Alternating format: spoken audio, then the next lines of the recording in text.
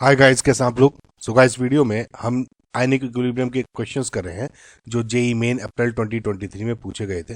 Ionic equilibrium पे मैं और वीडियोस भी अपलोड कर चुका हूँ गाइस। अगर इसमें आपको डाउट है तो आई सजेस्ट यू कि आप ये जितनी भी मैं आयनिक इक्विलिब्रियम के PYQs अपलोड कर रहा हूँ, आप उसको एक बार जरूर चेक करें, थोरोली चेक करें। आपको बहुत ज़्यादा हेल्प मिलेगी एग्जाम्स में। ओके, सो फिलहाल इसमें हम स्टार्ट करते हैं। The titration curve of weak acid versus strong base with phenolphthalein as indicator is shown below। Okay, और ये आपको बेसिकली नंबर ऑफ करेक्ट और इनकरेक्ट स्टेटमेंट्स बताने फिनोल्फथलीन के। देखिए गाइज, जो आपका कोई इंडिकेटर होता है, it can be either a weak acid और या ये वीक बेस भी हो सकता है। और ये क्या होता है कि जो इंडिकेटर है एक पर्टिकुलर पीएच पे अपना कलर चेंज कर लेता है। तो फॉर एग्जाम्पल, आप कोई टाइट्रेशन कर रहे हो और लेट जस्ट से कि ये वीक बेस था और ऊपर आपने ब्यूरेट में स्ट्रॉन्ग एसिड लिया हुआ था, ठीक है ना। हो अब क्या होता है कि इसमें ड्रॉप बाय ड्रॉप डाल रहे हो, इसका M1 और V1 आपको पता है, इसकी कंसंट्रेशन नहीं पता होती लेकिन वॉल्यूम हमें पता लग जाता है, ठीक है। V1 कैसे पता लगेगा? जितना आपका यूज हो गया अमाउंट इसमें, इसको टाइट्रेट करने में, इंडिकेटर का जो कलर चेंज हुआ उस पॉइंट आने में, तो वो V1 हो जाता है। तो इस तरह से आप इसको निकाल लेते हो, समझ में? तो जो ओवरऑल ये इसका सिस्टम का जो आपका पूरा बना जो भी पीएच होता है उसकी एक रेंजेस होती है एंड उसके अकॉर्डिंग आप जो इंडिकेटर है वो यूज भी करते हो ना। फॉर एग्जांपल, अगर आपने स्ट्रॉन्ग एसिड और स्ट्रॉन्ग बेस को यूज कर रहे हो तो जो उसकी ओवरऑल जो पीएच है वो 4 to 11 के बीच में लाई करती है। अगर कोई वीक एसिड और स्ट्रॉन्ग बेस है, इसकी जनरली 7 to 11 के बीच में लाई करती है। Strong acid plus weak base कर रहे हो उसकी जनरली 4 to 7 के बीच में लाई करती है। और अगर कोई weak acid plus week base है, इसमें कोई यूज नहीं होता। बेसिकली इसको आप नहीं, इस मेथड से यूज नहीं करते, इसमें कोई कोई सुटेबल इंडिकेटर यूज नहीं होता। ओके, ये चीज जरूर ध्यान रखना। अब इस पे एक बार क्वेश्चंस पूछे जा चुके हैं। रही बात इस ग्राफ की, जैसे जैसे आपने देखा है कि हम जैसे सपोज कोई भी टाइट्रेट कर रहे हैं, strong acid, strong base, weak acid, strong base, something, तो उसमें जो एक ग्राफ्स बनते हैं इस तरह से ना, तो इसमें पीएच और वॉल्यूम के अकॉर्डिंग होता है और इस तरह से सपोज ग्राफ बनता है। अब क्या होता है कि वो पर्टिकुलर टाइमिंग जिसमें ये स्ट्रेट लाइन होती है, वो लाइन होती है, ये बेसिकली एक वर्टिकल लाइन होती है जिस मूवमेंट पे आपका जो पीएच है, ये इंडिकेटर है, वो कलर चेंज करना स्टार्ट कर देता है और कलर बेसिकली टाइट्रेशन हो जाती है, जैसे इसमें भी देख रहे हो। ओके, सो इसके अकॉर्डिंग हम ये कह देते हैं कि ये इंडिकेटर है, इसकी जो आपकी पीएच है इसके बीच में लाई करती है। ये एक जस्ट स्मॉल फंडा है। नाउ ये बात तो हो गई आपकी थोड़ी सी बेसिक। अब जैसे फिनोल्फथलीन की हम बात कर रहे हैं, देखिए फिनोल्फथलीन को आप शॉर्ट में HPH भी लिख देते हो, ठीक है ना। जो फिनोल्फथलीन है एक वीक एसिड होता है, ये जरूर ध्यान रखना। और जो मिथाइल ऑरेंज आप एक दूसरा आपका इंडिकेटर पढ़ते हो आप, वो आपका वीक बेस होता है। बहुत सारी जगह आपको वीक एसिड लिखा गया है इसको, लेकिन एनसीईआरटी में गाइस ध्यान रखना, एनसीईआरटी में इसको वीक बेस ही बोला गया है, तो आप इसको यही मान के चलें। ओके, सो रही बात फिनोल्फथलीन की, ये एक वीकर एसिड होता है। जो HPH है, जो यानी आपका फिनोल्फथलीन है, वो इस तरह से आयंस देता है, जैसे H आयंस दे देगा और पीएच नेगेटिव। नाउ अब एक बात को ध्यान रखिएगा, जो ये HPH है, फिनोल्फथलीन है, ये बेसिकली आपका कलरलेस होता है और जो ये आपका आयन रिमूव कर देगा जब कलर चेंज कर लेता है एक तरह से, ये हो जाता है पिंक। समझ में आया? अगर फिनोल्फथलीन को एसिडिक मीडियम में रखा गया या बेसिक मीडियम में रखा गया तो आपका सिस्टम में क्या चेंज हो सकता है। देखिए, अगर ये एसिडिक मीडियम में है आपका, तो बेसिकली ये बैकवर्ड रिएक्शन ज्यादा प्रिफरेबल होती है, ठीक है। यानी जो सिस्टम, अगर ये एसिडिक मीडियम है ना, तो सिस्टम जो है आपका बेसिकली कलरलेस, इंडिकेटर कलरलेस दिखेगा आपका फिनोल्फथलीन। लेकिन अगर ये बेसिक मीडियम में रखा गया है, बेसिक मीडियम में डाल रहे हो, तो forward reaction is preferred here. और इसमें बेसिक मीडियम में है ना, और ये बेसिकली पिंकिश कलर का दिखने लग जाता है। तो बेसिकली ओवरऑल फंडा ये है। ओके, नाउ अब अगर बात करें इसकी पीएच की, कि पीएच कैलकुलेट कैसे करेंगे इसकी, तो देखिए एक सिंपल क्या होता है फॉर्मूला, जैसे सिस्टम का पीएच निकालते हो, पीएच इक्वल्स टू PKIN, यानी पी जो आपकी इंडिकेटर की होगी, प्लस लॉग ऑफ जो पीएच आयन की कंसंट्रेशन होगी डिवाइडेड बाय HPH। ये ऑब्वियसली आपका जो इक्विलिब्रियम रिएक्शन अभी दिखाई थी उसके अकॉर्डिंग हो गया। जैसे मैंने आपको बताया था कि जब आपकी रिएक्शन होती है एक पर्टिकुलर मूवमेंट पे M1 V1 equals to M2 V2 हो जाती है, ठीक है। नाउ एट इक्विलिब्रियम जब आपकी HPH, ये H ion plus pH negative होता है, एट इक्विलिब्रियम जब इक्विलिब्रियम होगी, प्रॉपर अटेन हो जाएगा, तो जो ये कंसंट्रेशन है और ये कंसंट्रेशन इक्वल हो जाती है। इसका मतलब ये तो कैंसिल आउट हो गया, 1 हो गया, log 1 हो गया 0। तो जो pH होगी आपकी वो क्या हो जाएगी, pH will be of the system will be pKin, pK indicator. Okay, so ये क्या हो जाएगा, माइनस log के इंडिकेटर, और ये क्या दिया, माइनस log ऑफ गिवन है आपकी 4 इंटू 10⁻⁻10। तो जब इसको आप सोल्व करते हो तो इसकी वैल्यू आ जाती है रफली आपकी 9.4। ओके गाइस, ये बात हुई। अब देखिए, अब धीरे धीरे ऑप्शंस भी देखते हैं, थोड़ा बहुत मैंने आपको बेसिक भी बता दिया। It can be used as a indicator for titration of weak acid and weak base. आपको मैंने बताया था इसमें कोई no suitable indicator is used, ठीक है, तो ये तो आपको इनकरेक्ट हो गया। It becomes to change colour at pH 8.4। देखिए, इसमें जब हो आपकी जो pH निकली सिस्टम की, तो उसमें +1 या -1 अगर करोगे तो उसमें जो भी वैल्यूज आएंगी तो उसके अकॉर्डिंग आपकी कह सकते हो इस रेंज में जो pH है या इन पॉइंट्स पे pH कलर आपका चेंज होना स्टार्ट हो जाएगा। तो अगर आपको देखोगे 8.4 ये करेक्ट है, करेक्ट, ये सिंपल आपको फंडा याद रखना। It is a weak organic base, incorrect, मैंने आपको बताया था it's a weak organic acid. Okay, तो दिस इज इनकरेक्ट बेस की वजह से। It is colourless in acidic medium, तो obviously this is also a correct statement. क्यों, मैंने आपको बताया अभी कि जो आपकी ये HPH जो आपका H आयन और ये pH नेगेटिव निकलता है, एसिडिक मीडियम में प्रिफरेबल बैकवर्ड रिएक्शन होती है, बेसिक में फॉरवर्ड। ये पिंक होगा, ये कलरलेस, तो एसिडिक मीडियम में बैकवर्ड रिएक्शन प्रीफर हो रही है, और ये कलरलेस आपका बेसिकली प्रीफर हो रहा है। Okay, so this is also a correct statement. तो नंबर पूछा था कितने स्टेटमेंट करेक्ट है, तो 1 और 2 यानी 2, and this is your correct answer. Next question देखते हैं। Given below are 2 statements. Okay, statement में स्टेटमेंट 2 दिए हुए हैं और इसको बताना कौन से इनकरेक्ट। देखिए, पहला है methyl orange is a weak acid, this is a incorrect statement. देखिए, बहुत सारे आपके सॉल्यूशन में आपको दिखेगा कि इसमें वीकर एसिड को ट्रू बोला है, लेकिन दिस इज इनकरेक्ट। एनसीईआरटी के अकॉर्डिंग मैं आपको बता रहा हूं, इसे वीकर बेस ही बोला गया है, तो इसको जरूर ध्यान है। फिनोफ्थलीन एक वीकर एसिड है और मिथाइल ऑरेंज एक वीकर बेस है। ओके, इस बात को आप जरूर याद रखें। नाउ एक बात आप देखिए कि जो मिथाइल ऑरेंज है एक वीक बेस है, और ये बेसिकली अनआयनाइज्ड फॉर्म में येलोइश कलर का होता है, ठीक है, येलोइश कलर का। और अब देखिए इसकी ये एक रिएक्शन देखिए कि अगर जो मैं सोडियम साल्ट लेता हूं अगर मिथाइल ऑरेंज का, ओके गाइस, सो ये जो आपका स्ट्रक्चर हो गया, सो बेसिकली दोनों ही आपके मिथाइल ऑरेंज के स्ट्रक्चर है।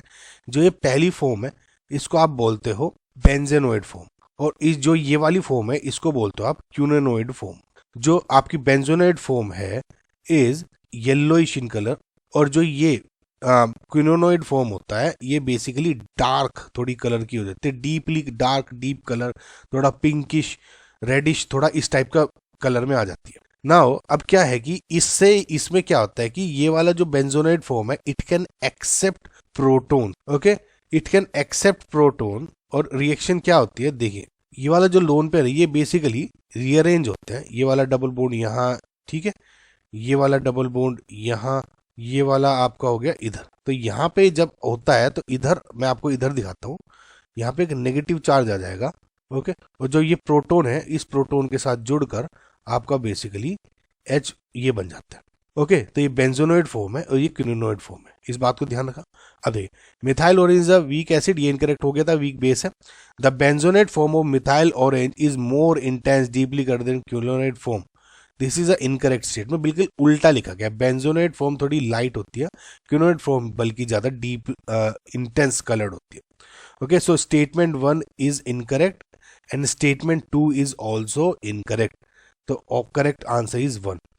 ओके, सो नेक्स्ट क्वेश्चन देखते हैं। The solubility product of BSO4 is 1 into 10⁻10 to 98 Kelvin. The solubility of BSO4 in 0.1 molar K2SO4 solution is, मैं जो आपको बोलता हूँ बार बार कि PYQs करें, ओल्ड PYQs भी करें, उससे बहुत हेल्प होगी। अब देखिए गाइस, ये जो क्वेश्चन है एक सेट टेम्पलेट है। क्वेश्चन अगर आपको आता है ना ये वाला तो वेल एंड गुड, नहीं आता ना तो आप ध्यान रखें, 7 टेम्पलेट्स के क्वेश्चन होते हैं, इनमें कंफ्यूज होने की जरूरत नहीं। स्पेशली जो आयनिक इक्विलिब्रियम के क्वेश्चन होते हैं, इलेक्ट्रोकेमिस्ट्री के होते हैं, इनमें 7 टेम्पलेट के क्वेश्चन पूछे जाते हैं। ये जो क्वेश्चन है इसमें ये वाला सेम क्वेश्चन, बस समझे कि ये कंपाउंड्स चेंज हो गए, वैल्यूज चेंज हो गई थी, सेम टू सेम आपका जेई एडवांस 2013 जेई एडवांस में भी पूछा गया था, सेम क्वेश्चन। अब आप ये बात देखिए, और सेम क्वेश्चन आपका जेई मेन में पूछ लिया गया 10 साल बाद। ठीक है, तो ये चीजें जरूरी हैं करनी। देखिए ये जिस टाइप का क्वेश्चन है ये बेसिकली आपका कॉमन आयन इफेक्ट पे बेस्ड है।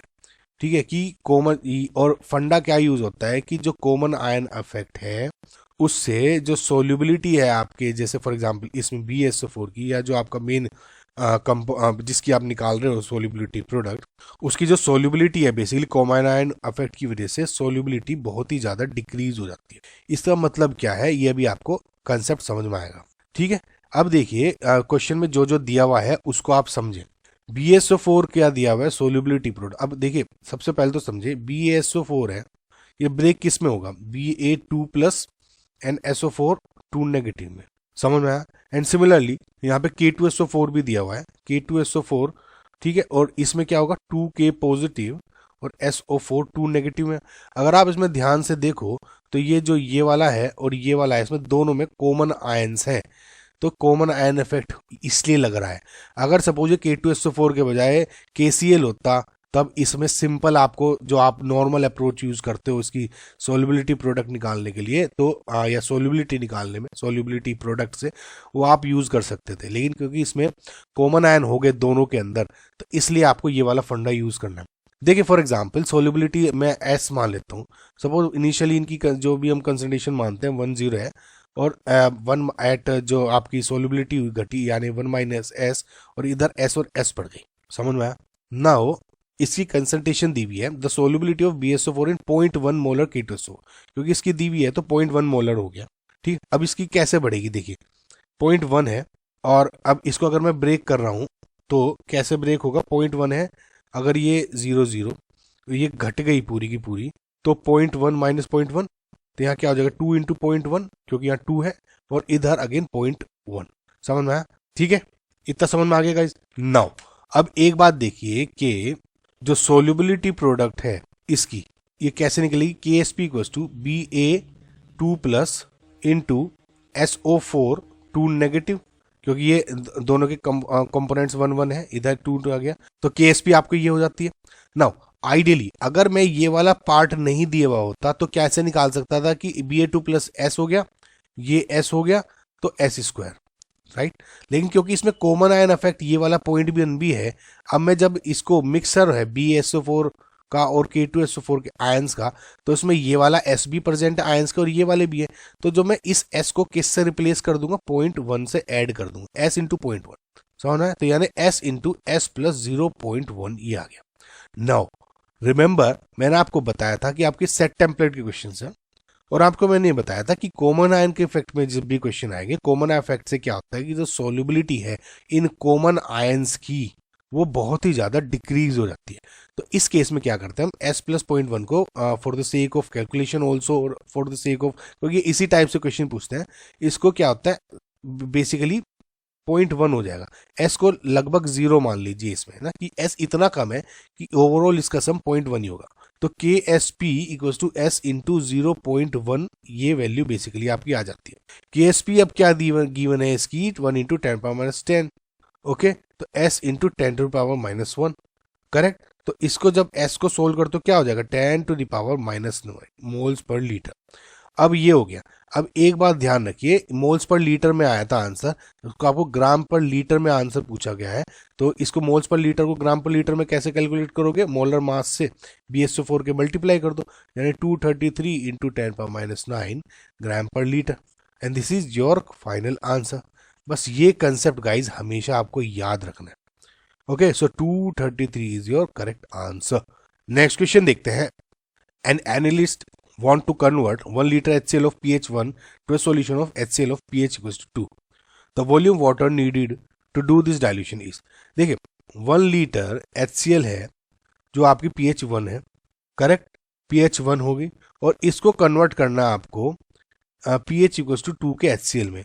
अब इसमें सपोज V वॉल्यूम है आपका, ओके, V2 मान लेता हूँ, V2 वॉल्यूम है, और बेसिकली आपको पूछना है कि कितना इसे वाटर इसमें ऐड करना पड़ेगा ताकि ये डाइल्यूट हो जाए इतना कि pH इसके 2 आ जाए।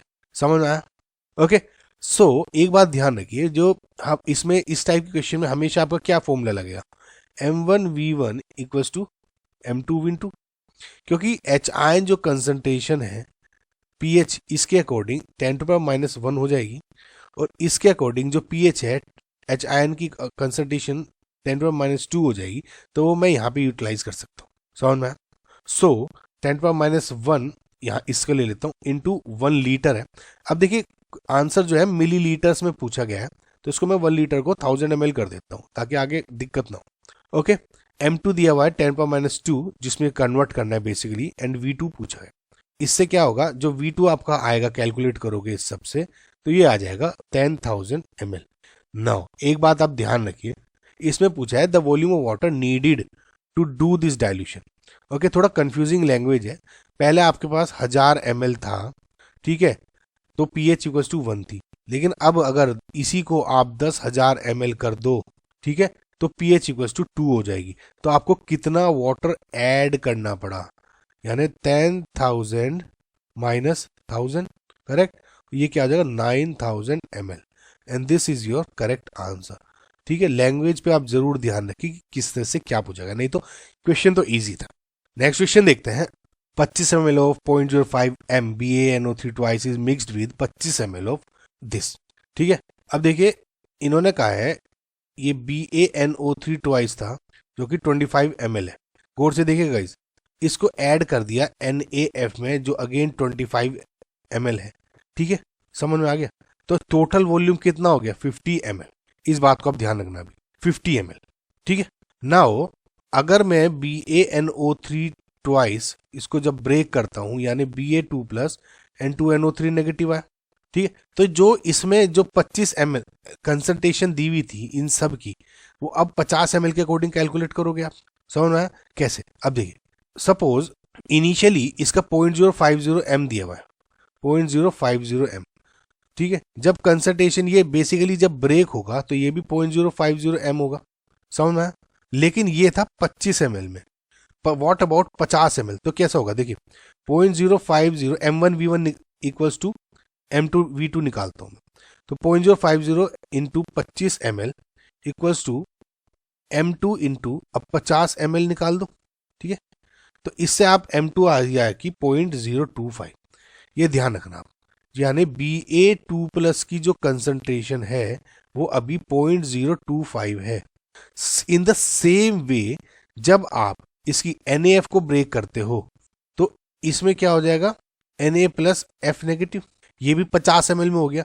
इनिशियली ये 0.02 था, तो ये भी 0.02, ये भी 0.02 था, लेकिन अब क्योंकि ये 50 ml में हो गया तो क्या हो जाएगा 0.02 M1V1 यानी 25 इक्वल्स टू M निकालना है इसका इंटू 50 ml। ओके, तो 50 इसकी हो जाएगी 0.01 m। तो यानी जो अब न्यू यहाँ पे देख लेती है F नेगेटिव की न्यू कंसंट्रेशन आई है 0.01 m आई है। गाइस इस बात को ध्यान रखा आपने। ठीक है, इस बात को अगर आपने ध्यान रख लिया, ये ही बस इसमें कैलकुलेट करना था। ठीक है, अब सिंपल आपको क्या निकालना है, कंसंट्रेशन ऑफ Ba2 प्लस और F नेगेटिव का square divided by KSP।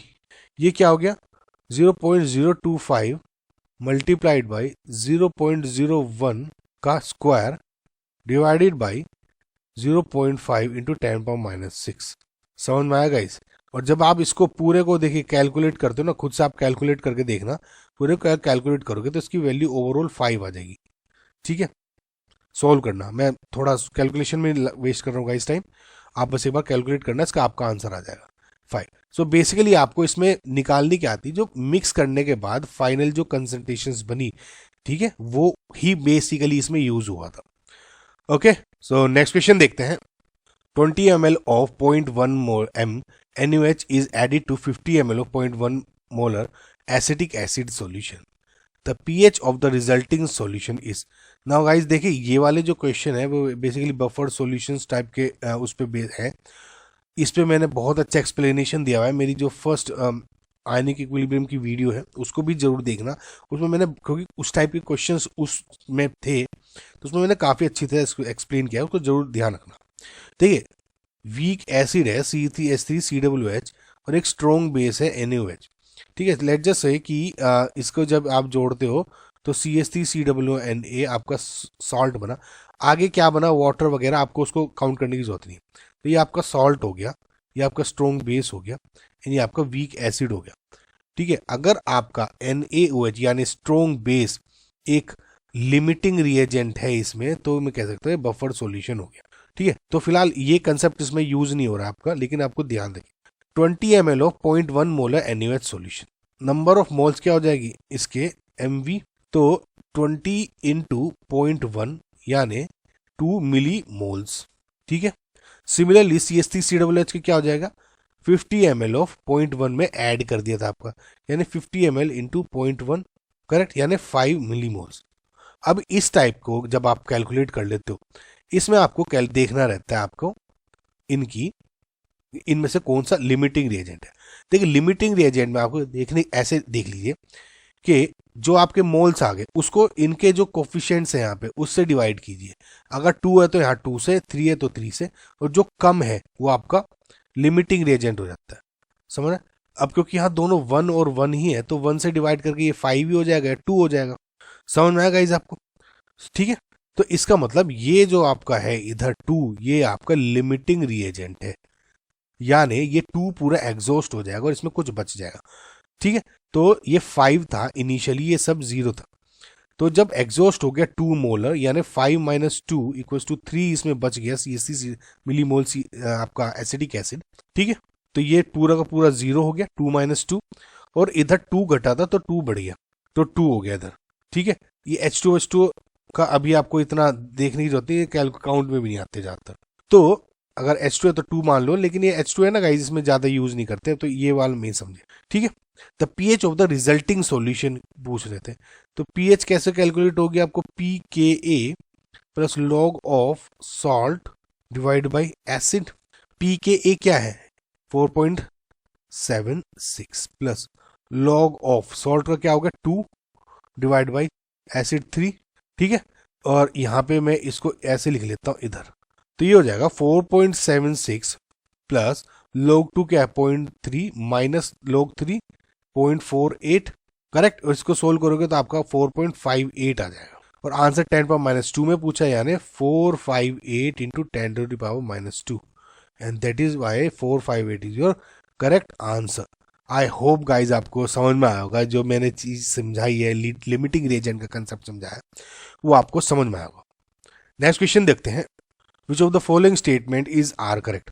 Now guys, जैसे मैं आपको फिर से बता रहा हूँ, मैं आपको इतनी बार बोलता हूँ कि प्रीवियस ईयर्स क्वेश्चंस करें, चाहे पुराने हो चाहे नए हो।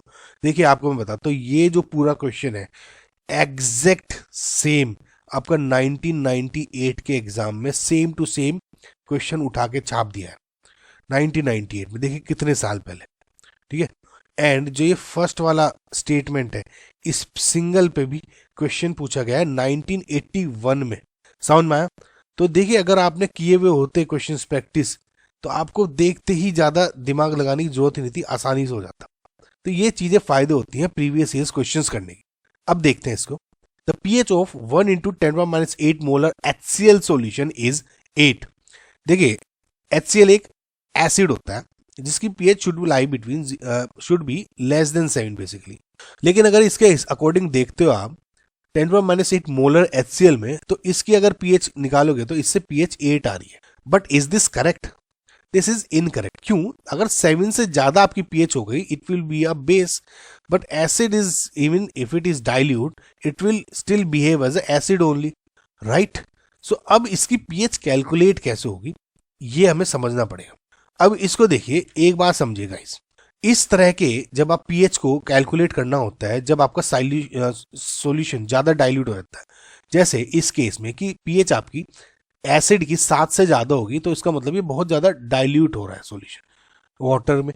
तो इस तरह के जब आप सॉल्यूशन को इनको सोल्व करते हो, तो आपको कैसे निकालना रहेगा कि देखिए एच आयंस आप जब निकालते हो टोटल, तो कुछ तो जो आपके एसिड्स में से है HCl से, और कुछ क्योंकि वाटर में आप डाइल्यूट करते हो तो H ion plus OH negative, तो कुछ एच आयन आपके वाटर से भी है। ये हो गया H2O वाटर के। तो इस तरह से निकालना है आपको। एंड नाउ अब एक बात और देखिए, ये तो गिवन है H ion 10⁻⁻8 plus from water क्या होगा। देखिए वाटर का जब आप सोल्युबिलिटी प्रोडक्ट आयनिक प्रोडक्ट निकालते हो OH नेगेटिव यानी KW करते हो, जो कि आपकी 10⁻⁻14 होती है, और ये कैसे आती है कि 10⁻⁻7 ही हो जाती है, 10⁻⁻7 हो जाती है, उनकी मल्टीप्लाई आपकी बेसिकली 10⁻⁻14 हो जाती है। तो इसके लिए इस अकॉर्डिंग यहाँ पे 10⁻⁻7 हो जाएगा एच आयन फ्रॉम वाटर। तो जब आप इस पूरे को देखिए 10⁻8 प्लस 10⁻7 को कैलकुलेट करोगे, आपकी जो वैल्यू आ जाएगी वो 1.1 इंटू 10⁻7 आ जाती है।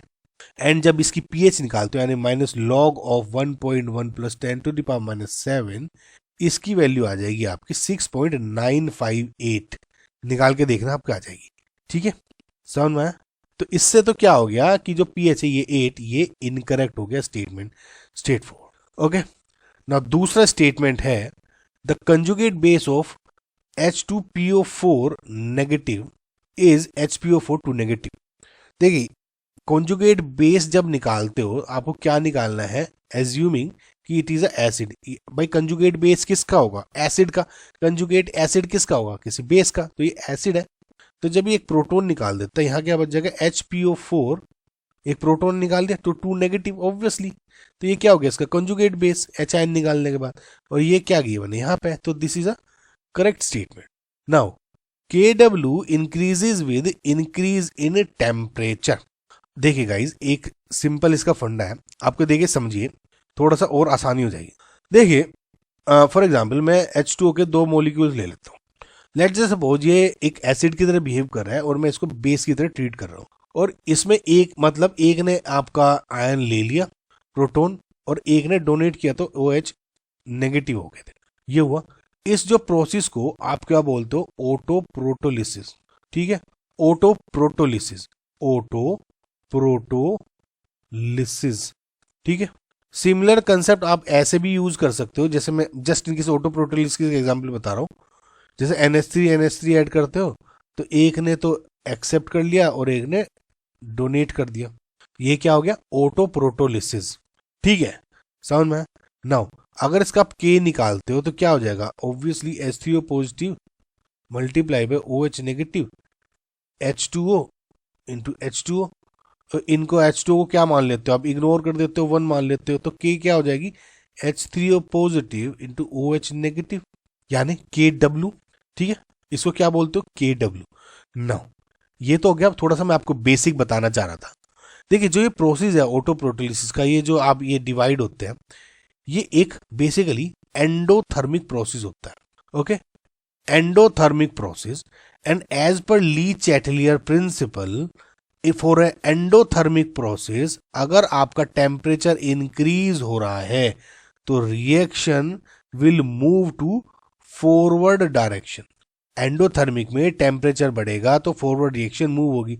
यानी अगर मैं इसकी बात करूं तो ये जो ब्रेक हो रहा है, आयंस ब्रेकिंग, ये इंक्रीज हो जाएगी, आयन ब्रेक इंक्रीज हो जाएगा। ठीक है, तो इसका मतलब ये जो मैं कहूं तो KW यानी जो ये प्रोडक्ट है, ये ज्यादा ब्रेक हो रहा है, इनकी कंसंट्रेशन की कुछ वैल्यू डिफरेंट होगी तो इनकी प्रोडक्ट की कुछ वैल्यू ज्यादा बढ़ेगी। समझ में? तो क्या हो गया, KW increase with increase in temperature. This is a correct statement. समझ में आपको मैथमेटिकली? लास्ट है when a solution of a weak monoprotic acid is treated against a stroke base at half neutralization. Now ये guys एक half neutralisation का आपको समझना पड़ेगा कि हाफ न्यूट्रलाइजेशन क्या है एंड कंप्लीट न्यूट्रलाइजेशन क्या है। देखिए weak acid plus strong base है और फॉर एग्जांपल साल्ट बना देता है, आगे वाटर बनाना है, कुछ बनाना है, उसको कंसिडर करने की जरूरत नहीं है, फ्लाई इग्नोर कर सकते हो। ठीक है, सॉल्ट वीक एसिड स्ट्रॉन्ग, तो उसका जो पीएच होगा कैसे होगा, pKa plus log of salt divide by week acid, ये होता है।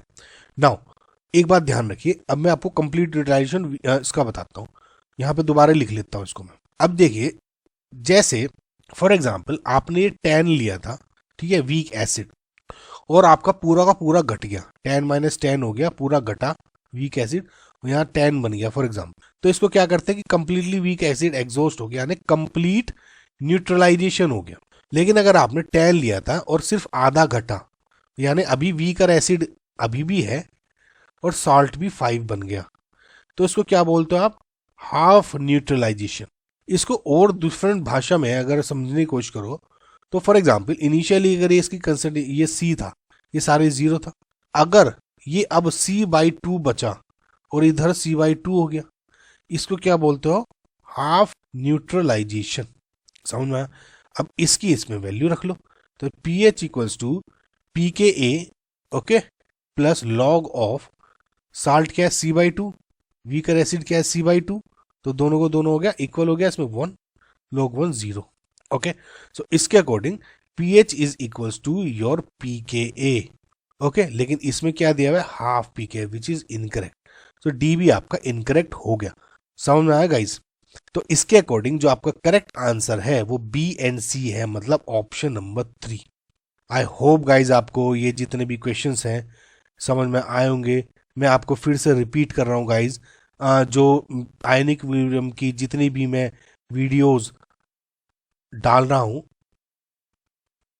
वो जरूर देखें, वो बहुत आपको हेल्प मिलेगी, बहुत क्वेश्चन रिपीट होते हैं guys. Okay, so thank you for watching guys, like करें प्लीज, शेयर करें वीडियो, सब्सक्राइब करें, थैंक यू, बाय।